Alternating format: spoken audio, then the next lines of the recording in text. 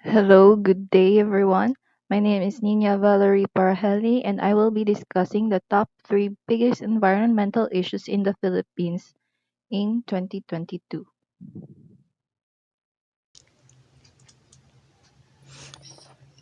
The topics I will be discussing is the air pollution, plastic pollution, and the sea level rise. Air pollution. Air pollution in the Philippines is caused by vehicular emissions, particularly in areas like Metro Manila, which is the capital city of the Philippines. Other recorded surges in air pollution outside Metro Manila include the San Fernando City Station in Pampanga, Antipolo City Station, Binyan City Station, Puerto Princesa City Station, and the Davao City Station.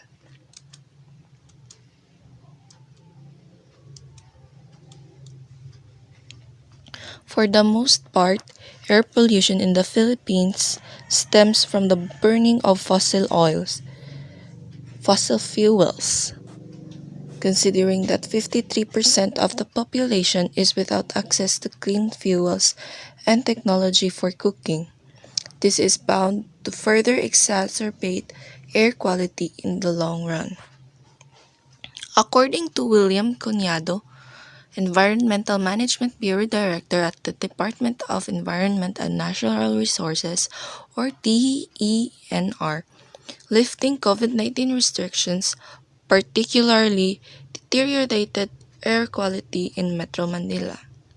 This was due to an acute surge in the number of vehicles on the street, which had fallen to 10% in the country's NCR during the lockdown period. Another factor was the prevalent use of firecrackers during New Year's celebrations, or even during Christmas, given that the particulate matter in firecrackers contains a mixture of carbon, sulfur, and other fine particles that pose a danger to public health. The DENR affirmed its commitments to controlling air pollution spikes of this nature.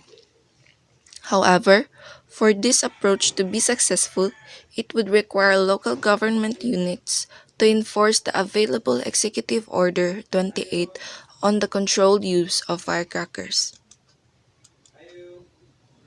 On another note, although the government introduced the Clean Air Act of 1999, groups like Greenpeace Philippines and the for Research and Energy and Clear Air point out its outdated nature in the international community. For this reason, there have been pressing calls for the government to update its standards to meet the reality of air pollution in the country. Next is plastic pollution. Among the environmental issues in the Philippines is also plastic pollution, a particularly severe problem for the country, evident by the World Bank's use of the word staggering to describe the situation in the Philippines. An insufficient waste management system, coupled with a high dependence on single use plastics, set the scene for the country's annual generation of 2.7 million tons of plastic waste. The Philippines also suffers from unsustainable plastic usage due to an ineffective recycling system. Much like any other developing countries, estimates show that the nation loses over $890 million on recycled plastic products each year. Nonetheless, despite the Philippines' significant plastic pollution problem, its citizens and some businesses have up until now been at the forefront of recycling efforts.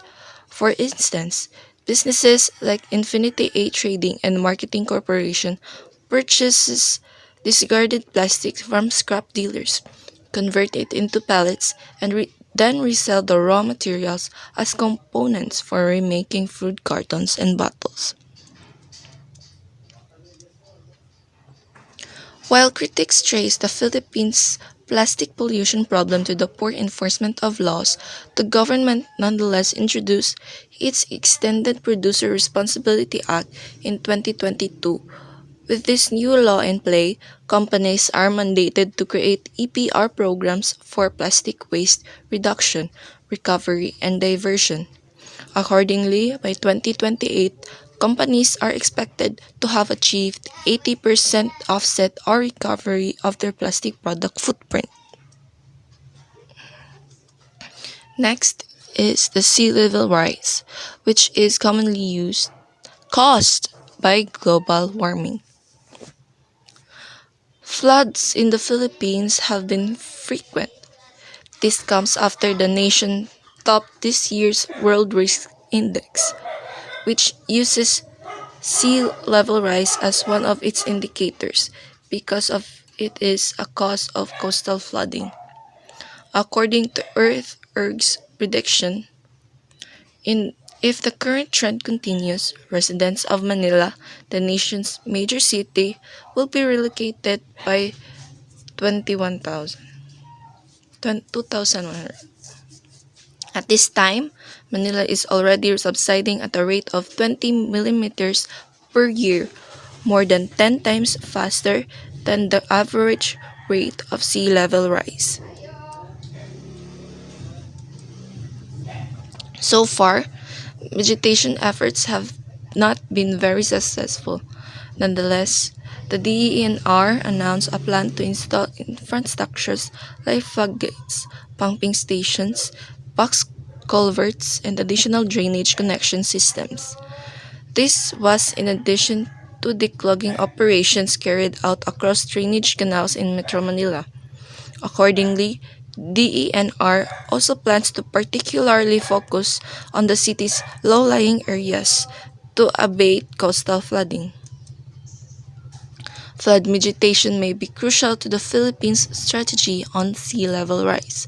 However, there are connections that the government's approach fails to consider its long-term threat. For the most part, this is due to solutions such as the decision to wall off the coast, particularly partially, although the several gaps in the seawall were necessary to provide fishing boats access to the bay. However, Juan Villanueva, disaster risk reduction and management officer in the city of Navata, said that the coastline may have to be closed to truly protect the city from rising sea levels.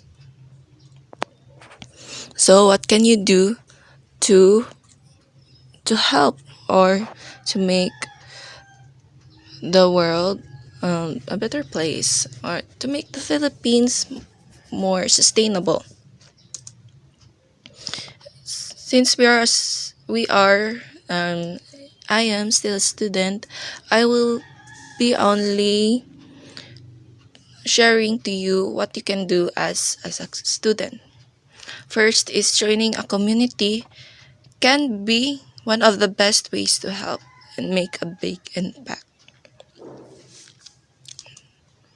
Second, it can enable you to make hundreds of connections in one go, because if you want to encourage other people, you also need help to mm, to spread awareness faster on information.